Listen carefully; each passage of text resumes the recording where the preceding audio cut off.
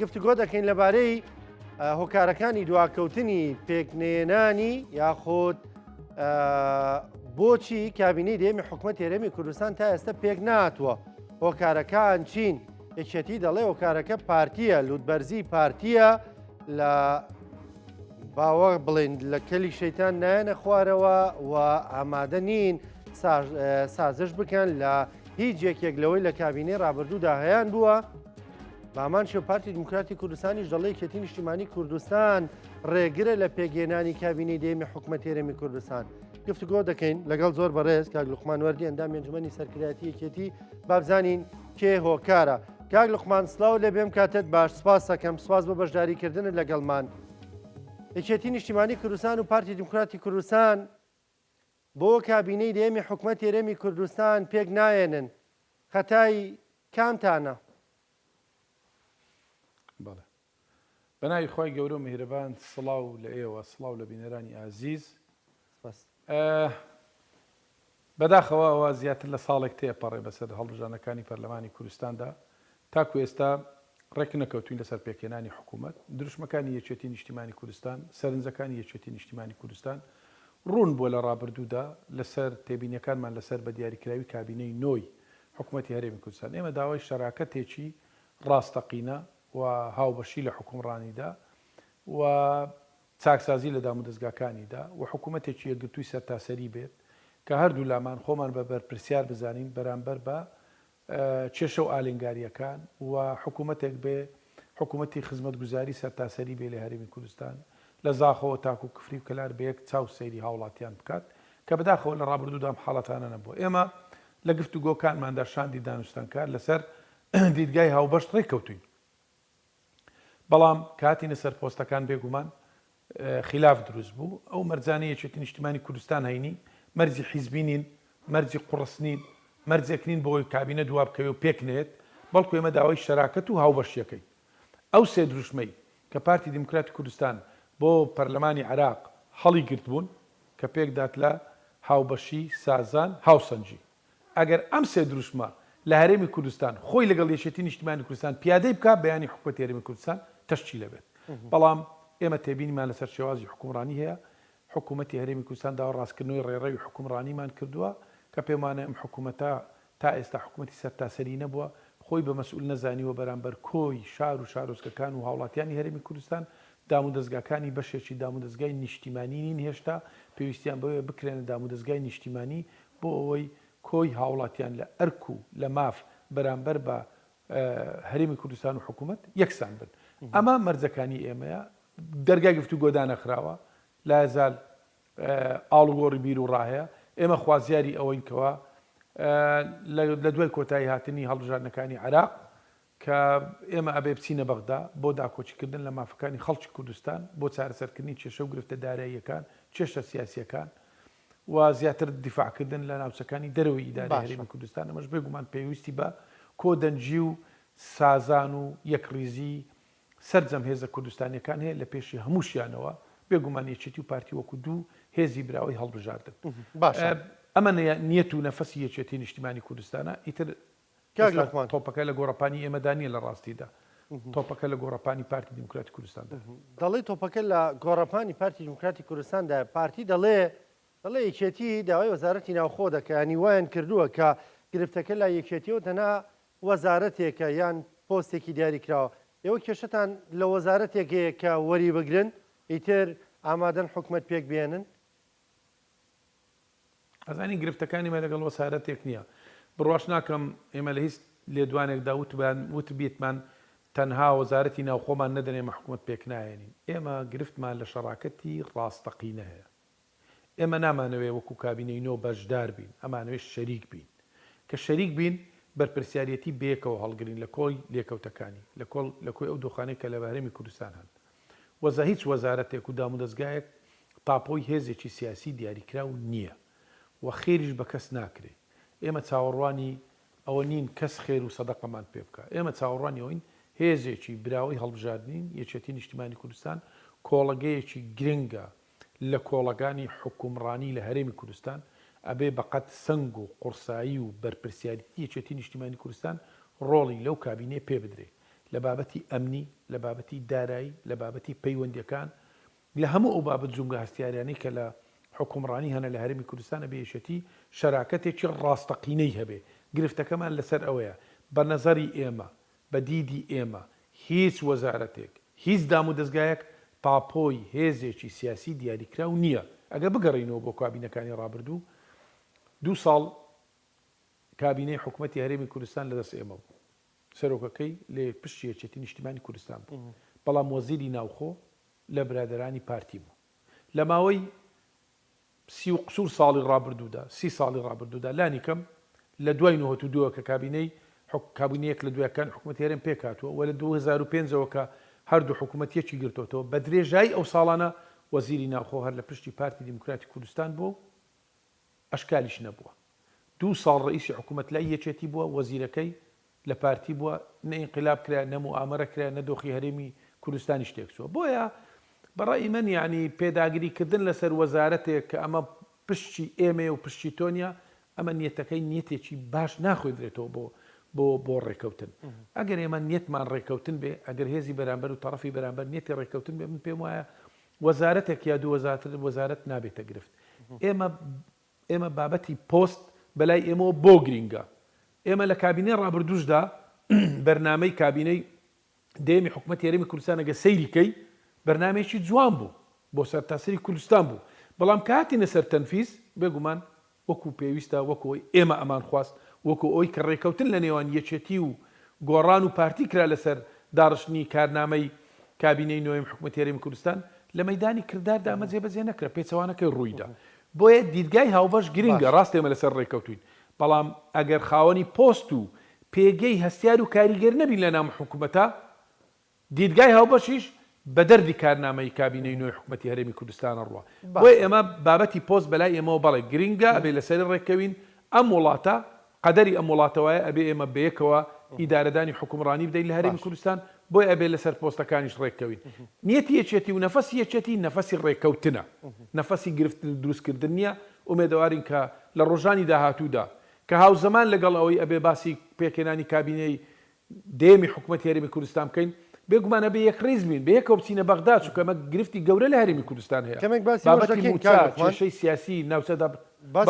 بۆیە ئەبێ هەردوو لا بە یەک. پێم خۆشە لەسەر و پرسە کەمێک بۆزین. هەندێک دەڵێن پارتی دیموکراتی کوردستان پێی وایە وەزارەتی ناوخۆش بۆ خۆی حکوومەتێکە لە نێو حکوومەتی هەرێمدا، ینی بە پێ ئەم دیدە بێ لە دوو حکوومەت پارتی ئامادە نەبێ هیچیاندا بە یەکێتی نیشتیمانی کوردستان، ئەمە نیەتی دیدگای هاوبەشی لێ دەخوێنرێتەوە؟ ئێمە وەکو باسم کرد، ئێمە نیەتمان خزمەتکردنی هاوڵاتیانی هەرێمی کوردستانە، خۆ نیەتمان موامەرەکردن نییە. بۆیە ئەمە تێڕوانینێکی ناڕاستە، ئەمە لەمپەر دروستکردنە لە بەردەم پێکێنانی حکوومەت کە بڵێ ئەم وەزارەتە ئیستحقاقی منە و نایدەم بە کەس. ئێماڵین هێڵی سوور لەسەر هیچ دامەزراوەیەکی حکوومەتی هەرێم نابێت بێ بۆ هێزێکی سیاسی دیاریکراو. ئەچینە مفاوەزات، گفتوگۆکردن، دانوستانە، بەشێکی ئەبەخشی، بەشێکی وەرەگری. لەسەر ئەم بنەمایە ئێمە درێژە بە گفتوگۆکانمان دەین، خوازیاری ئەوەشین لەوە زیاتر کابینەی دێمی حکوومەتی هەرێمی کوردستان دوانەخرێ. و ئەگەر ئێمە هەر وەزارەتێک لە وەزارەتەکانی حکوومەتی هەرێم وەربگرین کە وەکو پێشتر تەسەڕوفمان کردی و نوێنەران و وەزیرەکانی ئێمە خۆمان بە مەسئول و بەرپرس ئەزانین لە زاخۆوە هەتا ئەگاتە کفری و کەلار و ڕاپەڕین و سلێمانی و هەولێر و سۆرە، خۆمان بە بەرپرس ئەزانین بەرامبەر کۆی هاوڵاتیان لە هەرێمی کوردستان. بۆیە ئەگەر هەر وەزارەتێک لە وەزارەتەکان لای ئێمە بێ، بە هەمان نەفەسە بێ، بچووکترین نمونەت بۆ بێنمەوە. خۆ بە بەنداوی گۆمەسپان ساڵانێک بوو بەندی بناغی دانرا بوو، وازیان لێ هێنا بوو، بەڵام وەزیری کشتتوکاڵ کە لە پشتی یەکێتی نیشتیمانی کوردستانە پرۆژەکەی زیندوو کردەوە. ئەمە بۆ هەولێر دەستکەوتێکی گەورە بوو، ناشی فرۆشتینەوە بە خەڵک، ئەمە واجبێکی خۆمانە. بۆیە ئەمانە و هەزار چەندین پرۆژەی تر. بۆیە وەزارەتەکانی ئێمە نوێنەرایەتەکەین خۆمان بە مەسئول لەزانین بەرامبەر بە کۆی شار و شارۆچکەکانی هەرێمی کوردستان، ئەمانەی ئەم حکوومەت و ئەم کابینە لەسەر ئەم بنەمایەدا باڵێن تەشکیل بکرێت. بۆیە ئێمە خوازیاری ئەوەین، ئومێدەوارین تەڕەفی بەرامبەریش بە نیەتی ڕێکەوتن بێتە پێش و حکوومەتیش حکوومەتی هاوڵاتیانی هەرێمی کوردستانە، مڵکی هیچ هێزێکی سیاسی دیاریکراو نییە، هاوڵاتی دەنجی داوە بۆ ئەو دەنجی داوە ئەم هێزانە بکاتە نوێنەرایەتی خۆیان ئێستا گفتوگۆ لە نێوان دوو هێزدا ئومێدوارم بگەین بەڕێکەوتن. کاک لوقمان وتەبێژی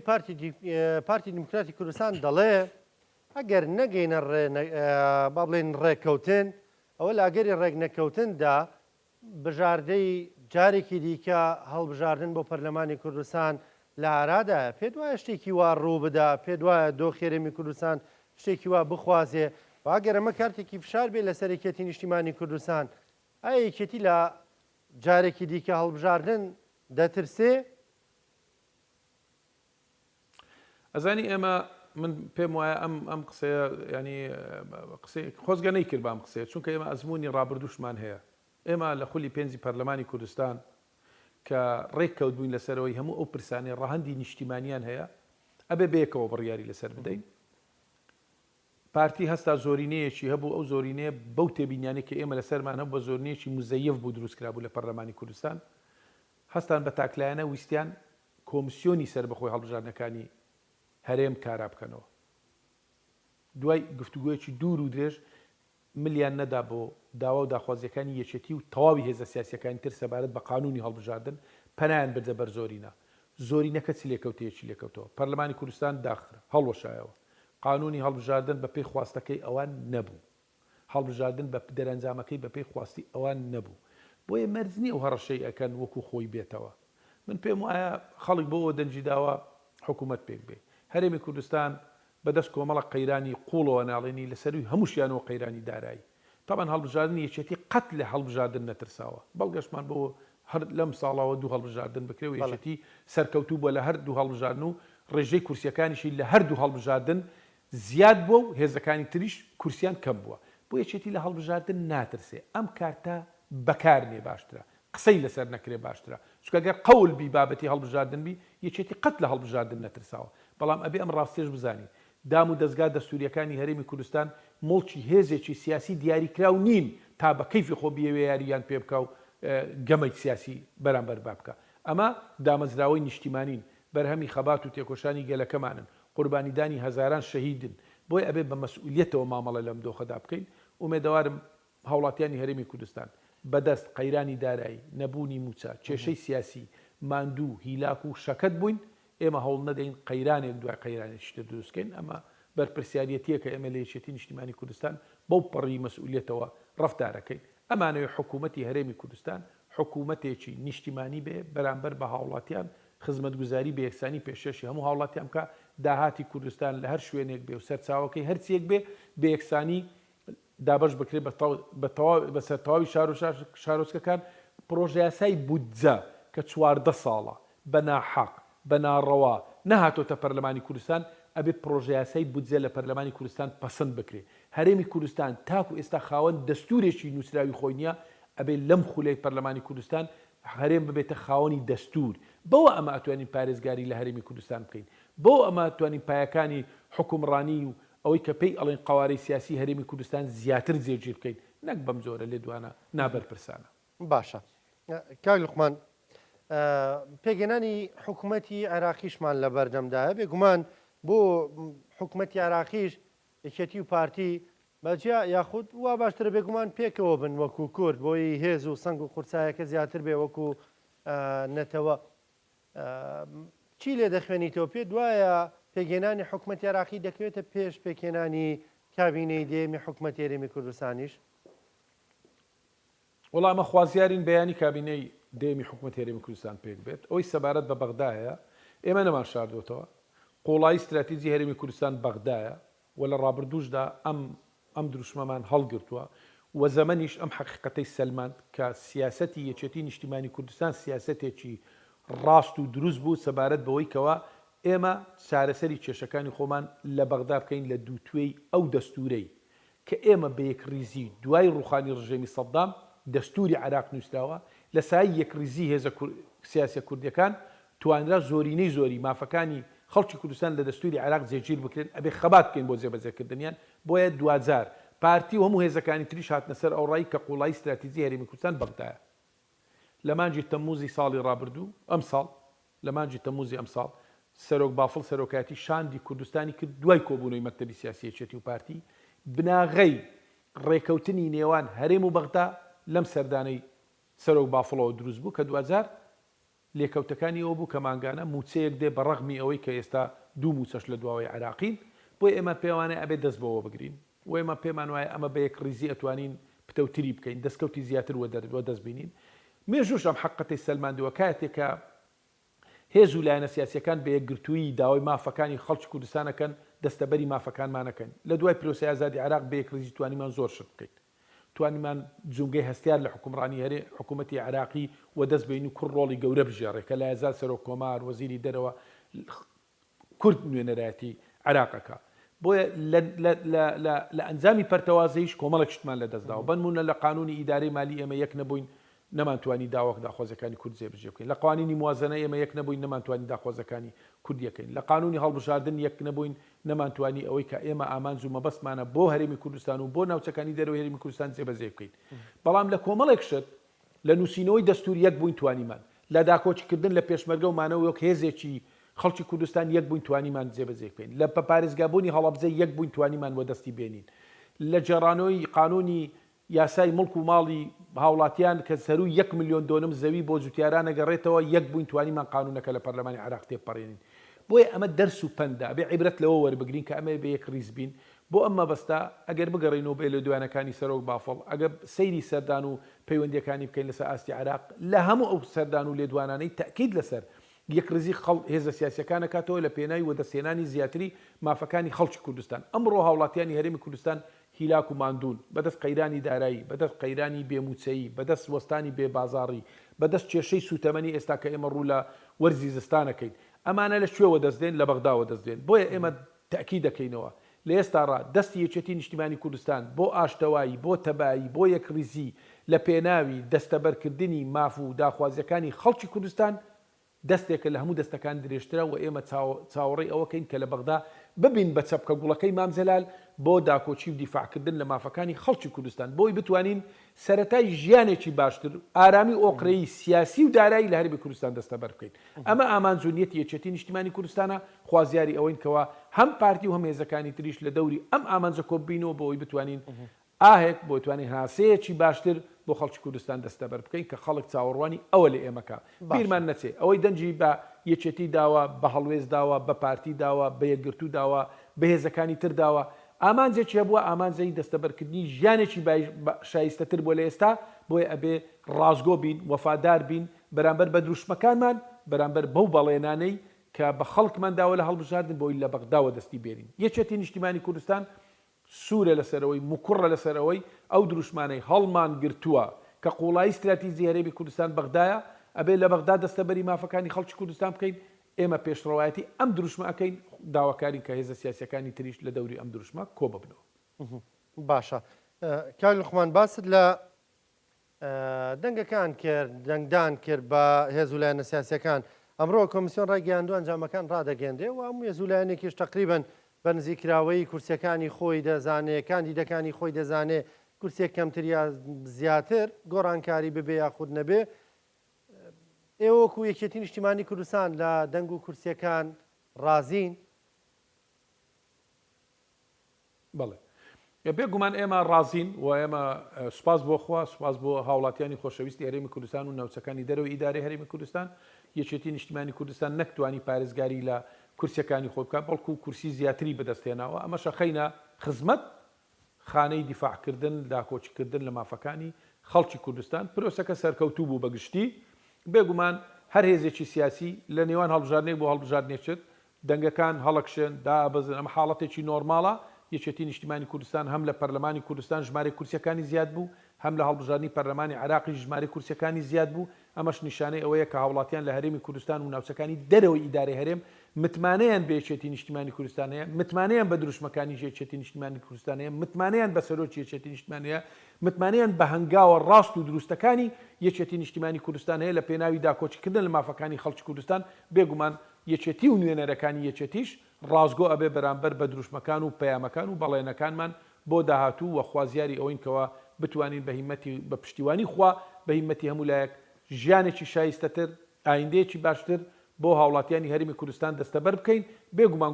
گۆڕانکاریەکانی جیهان و ناوچەکەش لێمانە خوازن کە زیاتر ئێمە تەباو یەکڕیز بین. پرۆسەی ئاشتی لە باکوور خەتەرەکانی سەر ڕۆژاوا کە ئەرچی ئێمەیە کە زیاتر داکۆچیان لێ بکەین کە یەکێتی نیشتیمانی کوردستان لە مێژوشدا زۆر داکۆچی لێکردوون و داوا و داخوازیەکانمان لە بەغدا لێمانەخوازێ کە یەکێتی و یەکریزی هێزە سیاسەکان بتەوتر و بەهێزتر کەین دیسان ئەڵێن بۆ ئەمە بەستە یەکێتی نیشتیمانی کوردستان خاوەن دەستپێشخەری و مبادرەی خۆیەتی کە داوای یەکریزی ئەەکەین لە بەغدا بۆی بتوانین دەستەبەری مافەکانی خەڵکی کوردستان. باشە کاک لوقمان لێرە و لەوێ لە هەندێک شوێن ینی یەکێتی کورسێکی کەمتر بووە یان ژمارێک دەنگی کەمتر بووە لان و بەرنامەتان بۆ ئەمە چییە؟ دەڵێن دەرفەتێکی باش لە بەردەم هێز و لایەنە سیاسیەکاندایە بۆی کە ینی لانی کەم وا دەردەکەوێت تا چەند ساڵێکی تر دوسێ ساڵێکی تر با بڵێن هەڵبژاردننی دیکە بەڕێوە نەچێ ئەمە فرسەتێکی باشە هێز و لایەنەکان ئەم دوسێ ساڵە وەکو قۆناغی بانگەشە بۆ خۆیان ببینن چۆن لە قۆناغی بانگەشەدا ئێمە دەبینین شۆفڵ و حەفارەکان دەکەونە کار قیرە ڕەشەکە پیا دەبێتەوە ینی ئەم دوسێ ساڵە کێڕی لێگرتوون کێ دەستی گرتوون کە بە بەردەوام ئەم کارانە بکەن. وڵای ئەمە حیزبی هەڵبژاردنین کە هەڵبژاردنێک تەواوە بێ خۆمان ئامادە ئەەکەین بۆ هەڵبژاردننی ئایندە بێگومان پێداچوونەوە بە ئۆرگانەکان و بە شێوازی کارکردنی حیزبی بە نوێنەرەکانمان لە حکوومەت ئەمە ئەرکێکە ئەمە باڵێن بابەتێکە پەیوەندی بە کاری حیزبیەوە هەیە و یەکێتی دوای ئەم هەڵبژاردنە لە ئێستاوە ئامادەکاری ئەکا بۆ قۆناغی داهاتوو و خزمەتکردنی هاوڵاتیانیش ئێمە بە ئەرچی خۆمان نەزانین پێمان وایە هەر پرۆژەیەک لە پرۆژەکان کە بۆ هاوڵاتیانیان هەر شارێک لە شارێزکەکانی هەرێمی کوردستان بکرێ ئەمە نابێ منەت بێ بەسەر هاوڵاتیانی هەرێمی کوردستان بەڵکو ئەبێ لەگەڵکردنەوەی پرۆژەیەکی داوای لێبوردنیش بکرێت لە هاوڵاتیانی هەرێمی کوردستان بەڵام ئەبێ هاوسەنجی لە با بڵێن جێبەجێکردنی پرۆژە و هاوسەنجی لە خزمەتگوزاری بێتەدی بۆ ئەمە بەسەر دیسان من تاکی دەکەمەوە ئێمە چاومان لەسەر کابینەی دەیەمی حکوومەتی هەرێمی کوردستانە کە کابینەیەک بیت جیاوازتر لە کابینەکانی کابینەی پێشخۆی کار بک بۆ ئەوی بتوانین بەڵێنەکان جێبەجێ بکەین بێگومان خۆشتان نەزانی یەکێتی نیشتیمانی کوردستان لەسەر ئەوە نەوەستاوە ئەگەر هەندێک پرۆژە حکوومەتیش جێبەجێ نەکردوێ لەسەر ئەرچی حیزبیش بوو بێ سەرۆک و سەرکردایەتی یەکێتی هاتۆتە سەرخەت بۆ ئەوی بتوانێت خزمەتی هاوڵاتیان بکەن ئێمە هاوڵاتیان و یەکێتی و هاوڵاتیان بە دوانەیەکی لێک جیانەکراوە ئەبینین بۆیە ئێمە خۆمان بە خزمەتکاری خەڵکی کوردستان نەزانین پشتیوان بەخوای گەورە لە 3 ساڵی داهاتوودا لە مەیدانی کار و کرداردا ئەو خزمەتگوزاریانی کە یەکێتی پێشکەشیەکە ئەو پشتیوانیە کە یەکێتی لە پرۆسەی دیموکراسی و ئاشتەواییەکە لە هەرێمی کوردستان و لەسەر ئاستی عراقیش دەرەنجامەکانی بۆ هاوڵاتیان دەرەکەونە مەشواکە کە لە انتخاباتەکانی داهاتوو هاوڵاتیان زیاتر متمانە بە یەکێتی نیشتیمانی کوردستان بکەن. باشە کاک لوقمانەوە قسەی کە کردت ینی بۆ من جێی بەڵێن باەخە لەسەری دەوەستم کە دەڵی لەگەڵکردنەوەی هەر پرۆژەیەکدا ئێمە دەبێت داوای لێبوردنێکیش لە وڵاتیان بکەین بەڵام وا دەردەکەوێت هەندێک هێز و لایەن ینی بە منەتەوە پرۆژەکان دەکەنەوە کە پرۆژێک دەکەنەوە وەکو جۆرێک منەت دەشیدەنەوە بە چاوی خەڵکدا پرۆژە لە هەرێمی کوردستان بۆ نمونە لە دوای 34 ساڵ حکومڕانی شەقامێک دروست بکرێ هیەوەی منەتی بەسەر خەڵکدا پێ بکەیت.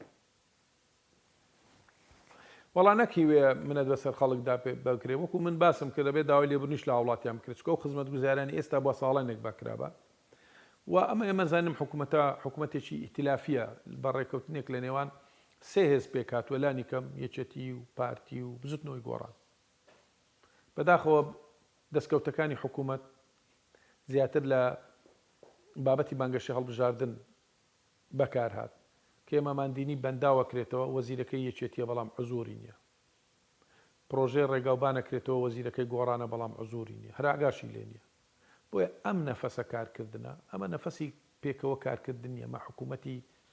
شەراکەت نییە بۆی ئەمە تێبینیمان لەسەرەوە هەیە دیسان زەخت لەوە ئەەکەینەوە ئێمە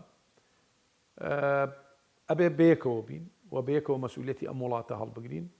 و خزمەتکردنیش پێشکەشی خەڵک نابێ خزمەتگوزاری بۆ خەڵکی کوردستان کە پێشکەشەکە نابێ بیکەین بە منەت بەسەر خەڵکەوە ئەمە ئەرچێکی سەرشانی حکوومەتی هەرێمی کوردستانە جێبەجێ بکە ئێستا ئێمە قسە و باسەکەین لەسەر موچەمە 2 مانگ ئەم ساڵ بە هەموو ئەگەرێک 2 مانگ ڕەنگە موچەی فەرمانبەرانی کوردستان بفەوتێ بەداخەوە کە ئەمەش بێ حکوومەت خۆی بە مەسئول بزانێ بەرامبەر بە موچە و ژیانی گوزەرانی هاوڵاتیان کە موچە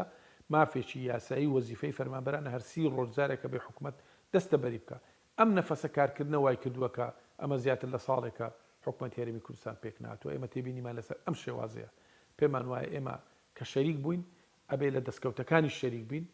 لە ئالینگاری و کێشەکانیش خۆمان بە مەسئول بزانین چارەسەریان بکەین لە کێماسی و کەم و کوڕیەکانیش خۆمان بە بەرپرس بزانین لێی ڕانەکەین بۆیە دیسان ئەڵێمەوە ئەو سێ دروشمەی کە پارتی بۆ هەڵبژاردنی پەرلەمانی عێراق هەڵی گرتوون بێت لە هەرێمی کوردستان جێبەجێ بکە هیچ کێشەیەک لە حکومڕانی و لە شەراکەت نامینێ و بە یەکسانیش خزمەت بە تەواوی هاوڵاتیانی هەرێمی کوردستانە کرد بەڵام ئایا کراوە بێگومان یەک دروشم جێبەجێ نەکراوە بۆ ئێمە تێبینیمان لەسەر ئەم بابەتەیە ئەوەی لە دیدگای هاوبەش کراوە ئەبێ لە پۆستەکانیش هاوسەنجی هەبێ بۆی بتوانین دیدگای هاوبەش جێبەجێ بکەین و بە دەردی کارنامەی کابینەی نوێمی حکوومەتی هەرێمی کوردستانی نەبین. بەڕێز کاک لوقمان وەردی ئەندامی ئەنجومەنی سەرکردایەتی یەکێتی نیشتیمانی کوردستان سپاس دەکەم سپاس بۆ بەشداریکردن لەگەڵمان سپاس بۆ وتەکانت زۆر سپاس.